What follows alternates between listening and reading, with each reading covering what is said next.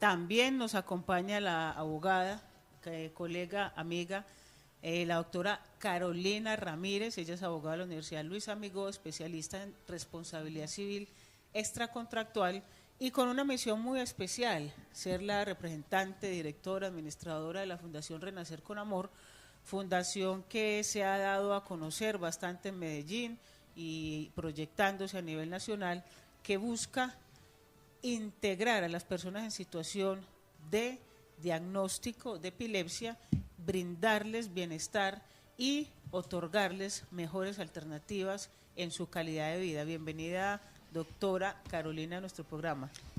Buenos días a todos, muy feliz, muy contenta de estar acá y de compartir este espacio.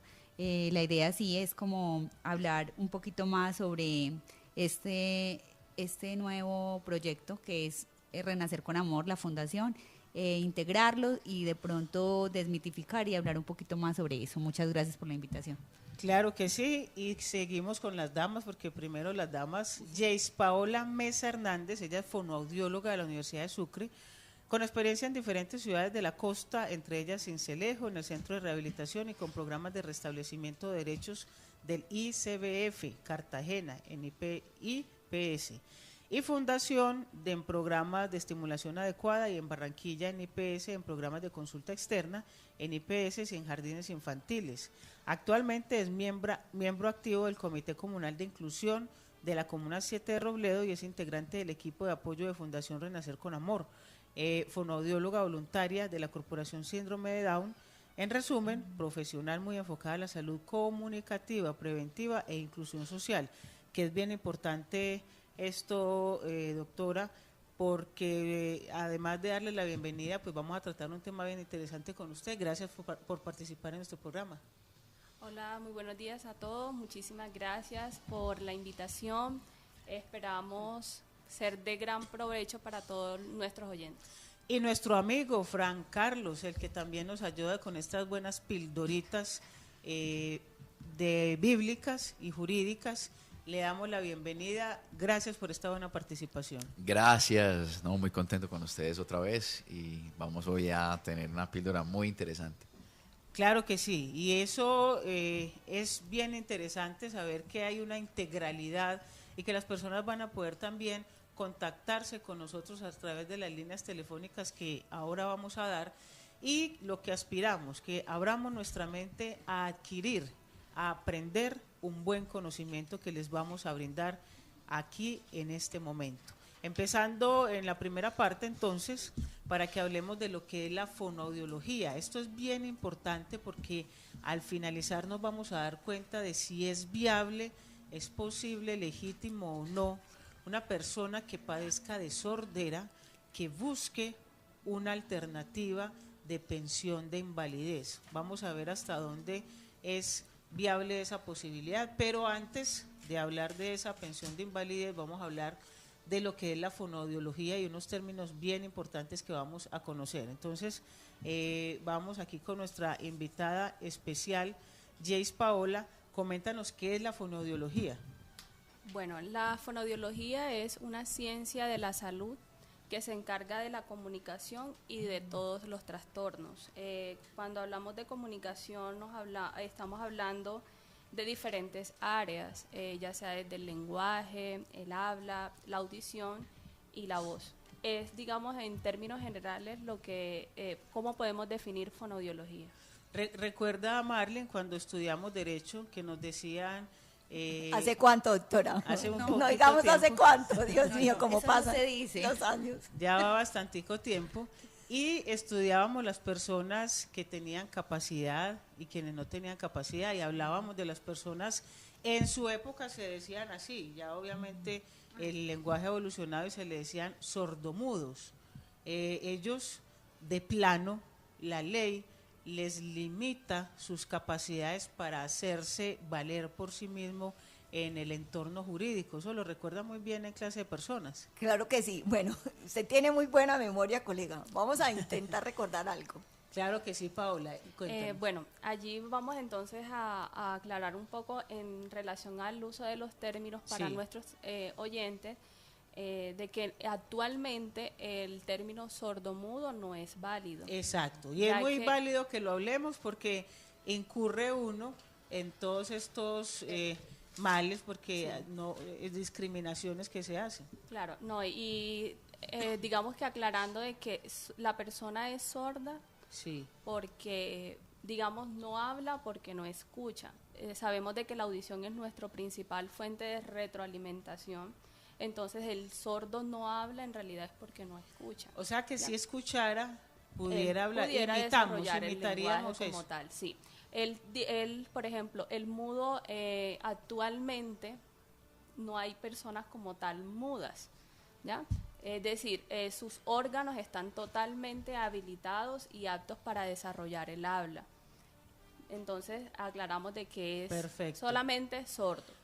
Mudo podría hablar en caso de que escuchara, por así decirlo. No porque le haga falta algún tipo de órgano o cuerdas vocales para hablar. Sí, exacto. Y actualmente se utiliza el término de discapacidad, una persona con discapacidad en situación auditiva. De discapacidad. Sí. Exacto. O hablamos de un código civil viejísimo que ahora lo vamos a ver también, viene de épocas prácticamente 1886, donde viene de la época romana y obviamente pues se utilizaban términos, pero que hay que conocer para que se sepa de dónde es que vienen los orígenes. Se hablaba incluso de mentecatos y como tal de personas que estaban en situación de discapacidad en ese momento y que requerían un proceso de interdicción que todavía existe, pero que lo vamos a ir viendo más adelante. Qué buena explicación la que nos ha dado Paola. Las personas pueden ser de nacimiento con esa discapacidad o esto puede acontecer en el transcurso de la vida de uno, como la epilepsia. Ok, por ejemplo, existen, digamos que diferentes maneras en las que se puede presentar una discapacidad auditiva. Por ejemplo, las mamitas que están o las mujeres que están en estado de embarazo, el tema, por ejemplo, de la rubeola, sarampión, todo este tipo de enfermedades que le dan a una madre en su periodo de gestación pueden desarrollar una discapacidad auditiva o una afectación en el desarrollo del órgano auditivo. Y eso nos puede generar una discapacidad auditiva como tal, digamos, de nacimiento. También se puede dar, por ejemplo, por una enfermedad adquirida en cualquier etapa de la vida que afecta el órgano o las células ciliadas, que son, digamos, que las células que se encargan de hacer, digamos, que la transferencia hacia el cerebro. Entonces, cuando esas células o esos pelitos que están dentro del oído se afectan, se dañan y se pierden, entonces también puede haber una discapacidad auditiva en diferentes niveles. Sabemos de que, por ejemplo, hay personas que tienen una discapacidad auditiva una pérdida auditiva leve, moderada, severa o profunda, que es cuando ya no hay como tal audición. Decíamos, Carolina, que las personas en situación o con diagnóstico de epilepsia, pues por sí solo, por el diagnóstico, no son pensionadas por invalidez. Habría que sumarle o relacionarle más enfermedades. Esta pudiera ser una de ellas. Hay personas en situación de epilepsia que además puedan padecer de sordera. ¿Sordera sí se dice? Sí. De sordera, por ejemplo. Sí, para acceder a la pensión con discapacidad y más si tiene epilepsia, como la epilepsia sola no está determinada por la ley como una discapacidad, ¿cómo hacen las personas para acceder a una pensión? Se van sumando enfermedades que le den el diagnóstico y que la junta pues médica le avale el 50% más de lo que se requiere. Entonces, digamos, una persona puede tener epilepsia, pero también puede tener algo de atraso, ¿cierto? Y si le sumamos que no oye y no tiene pues la facultad de entender, entonces todas este tipo de enfermedades, si se suman, van dando un porcentaje al que la persona podría llegar a pedir una pensión. Obviamente esto es un proceso que va acompañado de quién, de un neurólogo, de los especialistas en el que se vayan viendo las dificultades y obviamente el comité sería como el que se encargaría de determinar si la persona pues sí puede acceder a una pensión, ¿cierto? En este caso, pues me gustaría hacerle una pregunta a nuestra invitada, y es que cómo, digamos, los pacientes con epilepsia se podría relacionar y aplicar esta parte de la fonoaudiología pues en ellos, ¿cierto?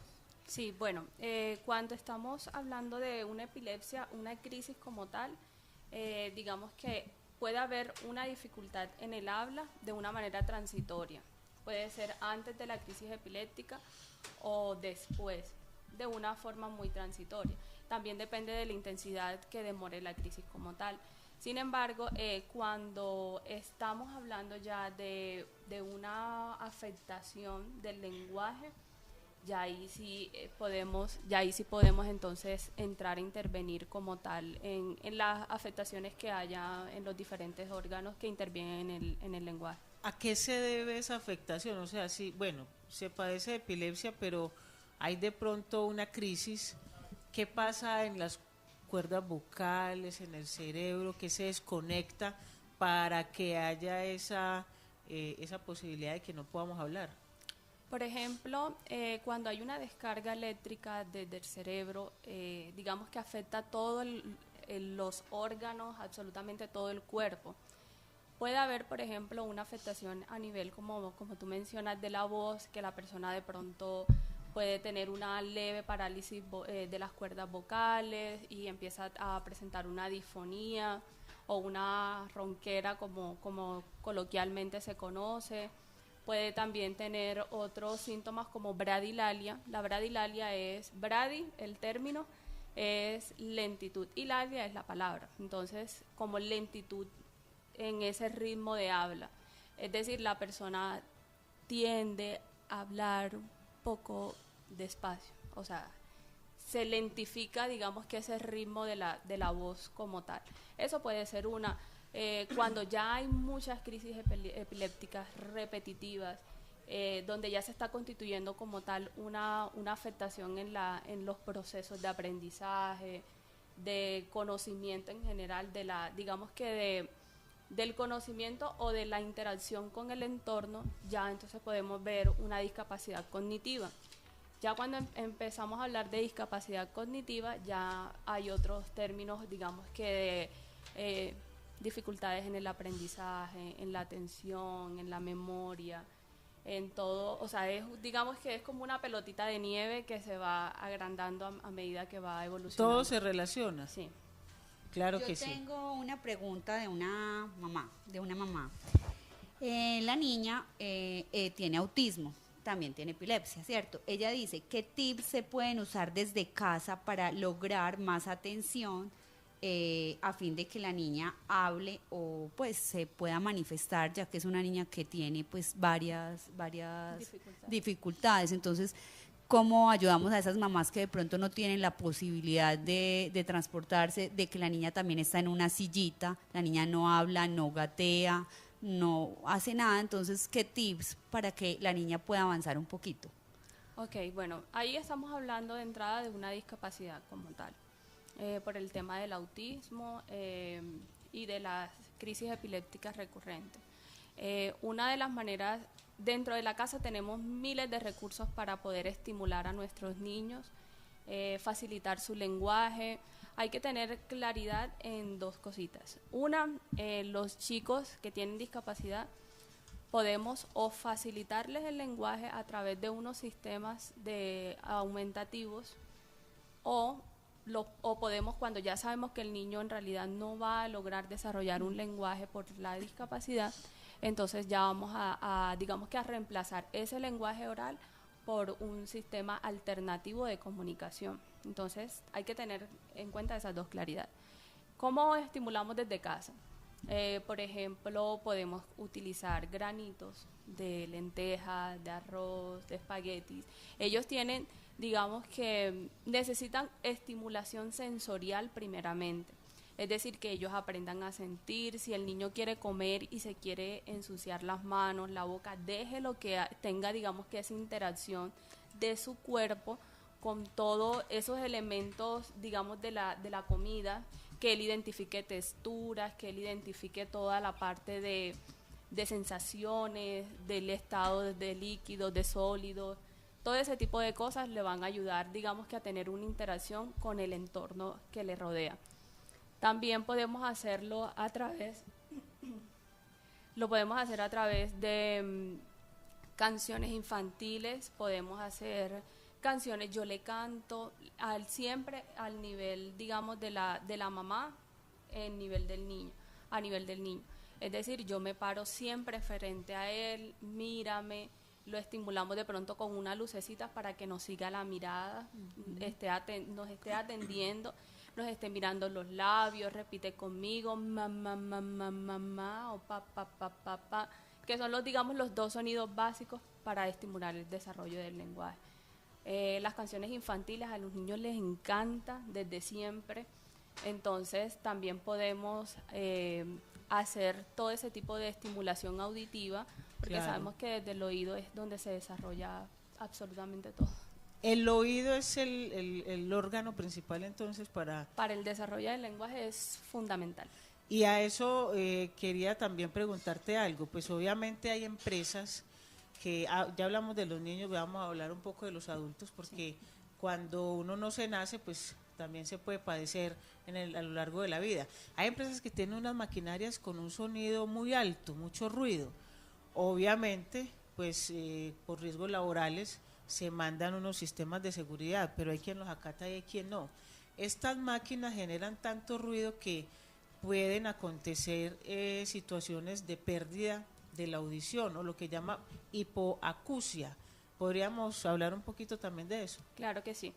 Bueno, como tú bien lo mencionas, el tema de la digamos que la exposición a estos ruidos tan altos, a unos decibeles, que es como se mide el ruido en decibeles, nosotros tenemos, digamos que un umbral de audición donde toleramos esos niveles de ruido. Naturalmente venimos preparados para escuchar cierto límite.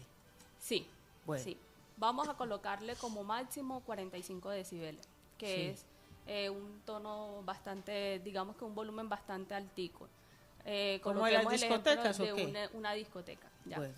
Pero ¿qué pasa? Por ejemplo, en el tema de las discotecas, si yo estoy expuesta todo el tiempo a esos decibeles tan altos, o a un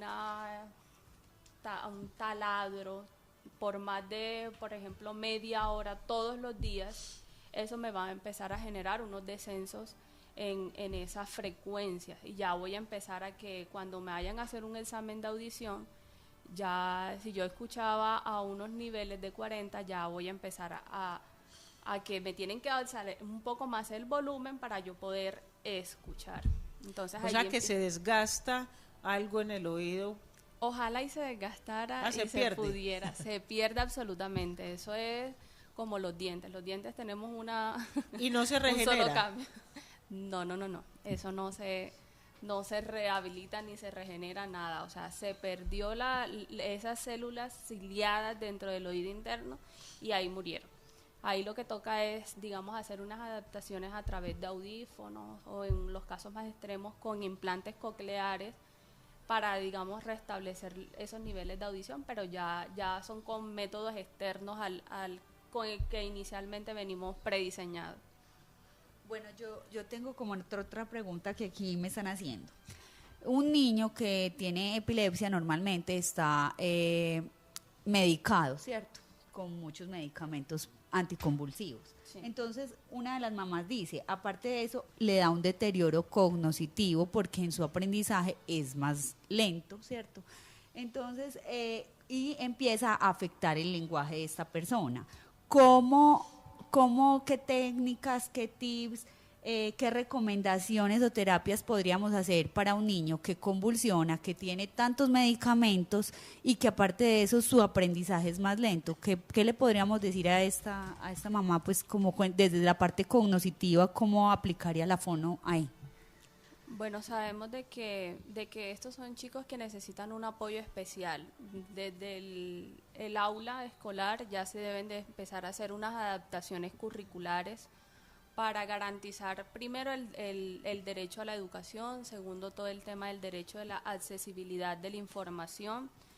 Entonces allí, por ejemplo, la maestra que esté con el niño, entonces debería de armar un plan adaptado o con los ajustes razonables para ese chico, y que empiece de pronto, si a los niños, a los demás niños, simplemente le aprenden colocándole la suma desde el aula en el tablero y utilizando el marcador, pues con este chico que tiene un proceso de aprendizaje un poco más tardío, entonces, y que necesita, digamos que unos ejemplos más tangibles, es decir, que el niño pueda tocar, que pueda palpar, que pueda, digamos, tener una interacción directa, no tan abstracta desde el tablero, sino que lo pueda manipular con sus manos. Entonces, por ejemplo, si 2 más 2 lo coloco en el tablero, para el resto de los chicos que tienen un ritmo regular, para este niño entonces vamos a hacer un poco más tangible, le vamos a colocar 2 piedrecitas o 2 manzanas, y para que él entonces sume, pueda tocar, entonces empezar a hacer, ir más allá de lo que le estamos presentando. Mira, la manzana es redonda, la manzana es roja, la manzana, mira, a veces rueda, si la parto ya tengo 2 mitades. Empezar, digamos que amplificar un poco más ese lenguaje para que el niño interiorice mejor esa información que nosotros le estamos dando. Fran Carlos ha trabajado en temas médicos y es visitador médico incluso. ¿Podría de pronto darnos un concepto, Carlos, sobre este tipo de diagnósticos se pueden considerar preexistencias médicas? Bueno, mira, tanto como preexistencias o daños ya propios del organismo, también hay una facultad donde más me especializo en el tema de nutrición. Y es donde más entra el tema en estos niños, por ejemplo, lo que hablaba la doctora, sobre todo la recuperación de órganos, que inclusive se determinaba que hasta las células cerebrales era imposible recuperarlas. Hoy por hoy ya hay biomedicamentos a un nivel donde hay una cierta recuperación, o sea, no del todo que va a volver a restablecer, inclusive hay pacientes que han podido volver a cierto nivel de voluntad con nutrición, pero no es como solo comer, ¿cierto? No solo que hay que determinada fruta o verdura o grano, sino que ya hay unos componentes muy especializados a un nivel tecnológico muy alto que permiten recuperar algo, ¿cierto? No vamos a hablar que lo va a volver a restablecer como una persona con todas sus facultades. Pero que ayudan. Ayudan, sí, son bien interesantes y hay una tecnología increíble en eso en los países desarrollados.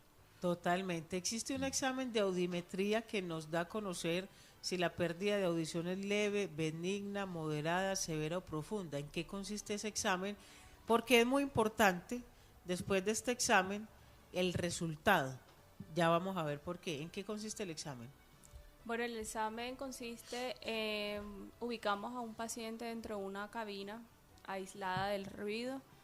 Empezamos como a colocarle unos ciertos niveles de audición, de ruidos o pitos en diferentes intensidades, y el paciente va a alzar su mano cada vez que escucha este sonido. Una vez el paciente deja de levantar la mano, nos indica a nosotros como profesionales que ese sonido no lo escuchó.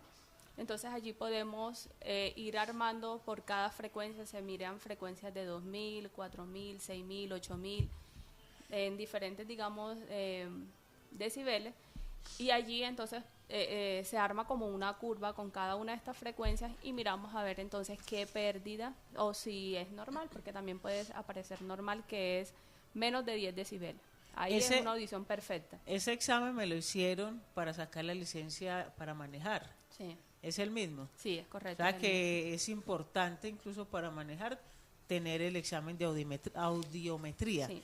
Y obviamente también para comprobar la pérdida de la discapacidad, porque es que cuando una persona sufre una enfermedad de estas es necesario, para obtener una pensión de invalidez, demostrar que se encuentra realmente incapacitada y que tiene problemas graves de audición. Eso se corrobora entonces con el examen de audiometría. Es completamente necesario demostrar a las entidades calificadoras de pérdida de capacidad laboral mediante conceptos de un especialista, ya sea un a ver, Paola nos ayuda más bien.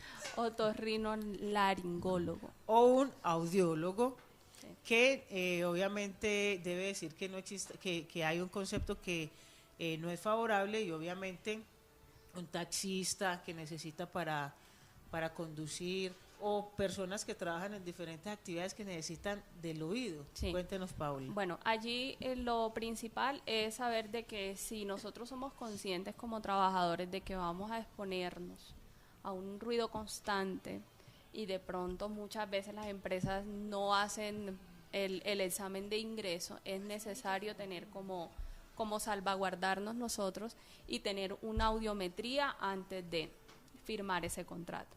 Cosa Exacto. que cuando estemos expuestos, y que obviamente lo legal es que la empresa nos brinde a nosotros todos los elementos de protección personal, y obviamente nosotros lo usemos. Nosotros seríamos los más interesados en guardar o en conservar más bien la audición. En caso de que no, y más adelante de pronto el trabajador está expuesto o ya presenta una pérdida en su capacidad de audición, entonces se hace como la correlación del primer examen, que ha debido salir normal, con el último, que si estuvo expuesto durante mucho tiempo a un ruido constante y a altos decibeles de ruido, y aparte no utilizaba elementos de protección personal, entonces allí empezamos a hablar ya de que hay una enfermedad laboral desde la capacidad auditiva. Para poder obtener una pensión de invalidez por sordera es necesario que la pérdida de la capacidad laboral sea superior al 50%. Y además de esto, contar con 50 semanas cotizadas dentro de los 3 últimos años anteriores a la fecha de estructuración de invalidez. Todos estos diagnósticos médicos son los que dan la posibilidad de buscar garantías, de buscar, por ejemplo, que exista un sistema de seguridad social que me proporcione tener, o mejor dicho, obtener una pensión a futuro. El hecho de que yo o cualquiera de las personas que también sean cuidadosas de su vida, pues adquieran seguros de vida. El hecho de que las personas empiecen a pensar en un futuro tanto para sí mismas como para otros. De ahí que también con nuestro segundo tema, que vamos a hablar de la adquisición de seguros, muchas personas sean precavidas y adquieran seguros de vida, pero hay que tener en cuenta que cuando padecemos un diagnóstico médico, como por ejemplo el de, ¿cómo llamaríamos el diagnóstico, sordera? El diagnóstico médico, ¿cómo se? O Hipoacusia. Hipoacusia, ya eso. Hipoacusia ya en sus diferentes niveles, leve, moderada, severa. ¿Cómo le parece que si yo padezco o tengo un diagnóstico de hipoacusia y voy a adquirir un seguro de vida, eso ya me genera un antecedente, una preexistencia, una limitante, porque entonces ya ese seguro de vida o de riesgo que vaya a padecer no me va a cubrir esa situación. Cuando voy a adquirirlo, pues obviamente debo decir, vea, yo sufro de esto, ya tengo enfermedad del corazón, tengo enfermedad de esto y de aquello, y me cubrirá desde lo que eventualmente quede expuesto. ¿Ibas a preguntar algo, Carolina? Sí, una preguntita. Cuando un niño con epilepsia ya es operado, ¿cierto? Tomando en cuenta que la cirugía cayó en la parte del lenguaje, ¿cómo opera la fonoaudiología ya en la rehabilitación? O sea, cuando ya entran en ese otro proceso que es la rehabilitación desde el lenguaje, ¿cómo operaría? Bueno, aquí, bueno, qué bueno que hagas la claridad. Si la cirugía se hace, va a afectar el lenguaje dependiendo del área cerebral. Por ejemplo, sabemos de que hay un área que interviene en el lenguaje, se llama el área de Wernicke.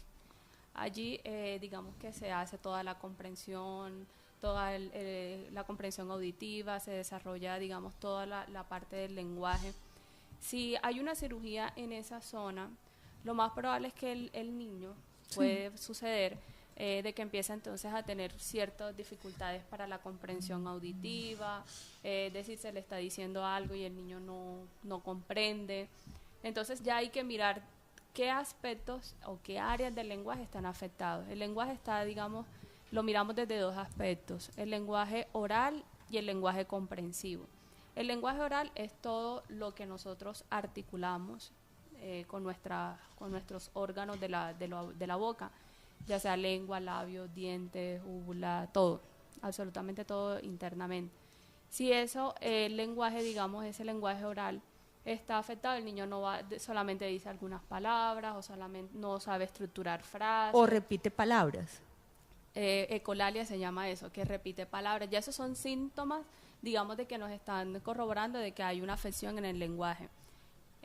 Cuando hay una dificultad a nivel del lenguaje comprensivo es que el niño no nos comprende, le estamos diciendo, mira, esto es una silla que es para sentarse, dame la silla, y el niño nos pasa un vaso. Entonces ya ahí estamos hablando de que hay una dificultad en la comprensión y eso abarca un montón de cosas, seguimiento de instrucciones, reconocimiento de vocabulario, bueno, en fin, una cantidad de cosas. Allí lo que podemos hacer en la rehabilitación es inicialmente la consulta por el fonoaudiólogo, hacer toda la parte de una evaluación inicial que miramos entonces cómo está el procesamiento auditivo, cómo está el lenguaje oral, cómo está el lenguaje comprensivo, toda la parte de habilidades metalingüísticas, que eso es otra área que influye muchísimo en el tema del aprendizaje.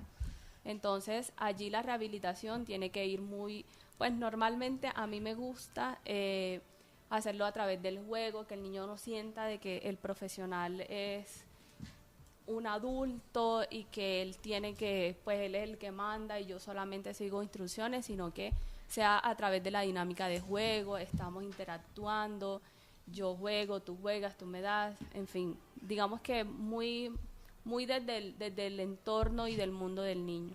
Por eso, Jace Paola Mesa Hernández, muy importante, dado que tenés este buen conocimiento, que nos brindes tus números de contacto, dónde la pueden localizar, si tiene ese servicio a domicilio, si tiene un consultorio, cómo podemos entonces buscarla y buscar sus servicios. Claro que sí, bueno, los invito a todos a que me sigan en Facebook, @fono Jace Paola Mesa, la mesa con Z, @fono Jace Paola Mesa. Allí me pueden filtrar también las inquietudes de las personas que nos están escuchando y les voy a ir contestando a medida que interactuemos a través de WhatsApp al número 305-3645-196.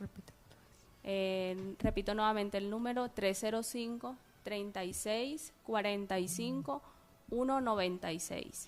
Claro que sí, bien importante tener en cuenta estos datos y que ahora más tarde volvemos a darlos, porque acá lo que tenemos en cuenta es que siempre buscamos preservar la vida, cuidar la integridad personal, propia y de nuestros congéneres. Carolina, ya para finalizar, invítanos entonces a esta bonita actividad y evento que tienen en cuestión de un minuto para que terminemos.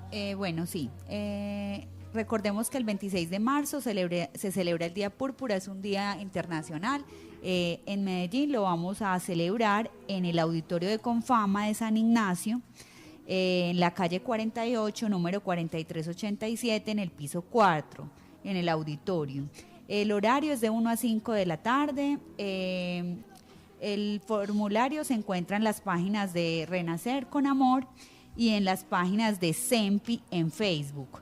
Es un evento gratuito, pero con inscripción. Y si no, en el teléfono 560-4781, extensión 223. La entrada es gratuita, sin embargo, se debe haber una inscripción y el cupo es limitado. Entonces, ¿la inscripción es dónde? Por la página web. La página web, repitamos la página. La página es en Renacer con Amor. Con ese, ahí está el link. Solamente es acceder al link y ya y si no, en la página de CEMPI, también por Facebook. Y si no, en el teléfono 560-4781, extensión 223. 560-4781, la línea telefónica para que tomen nota. Sí, para más información, pues el celular de Renacer con Amor es 312-788-4500. Perfecto. A todos ustedes, amigos oyentes, muchísimas gracias por ser fieles a esta 1350M Ondas de la Montaña. Los esperamos el próximo sábado.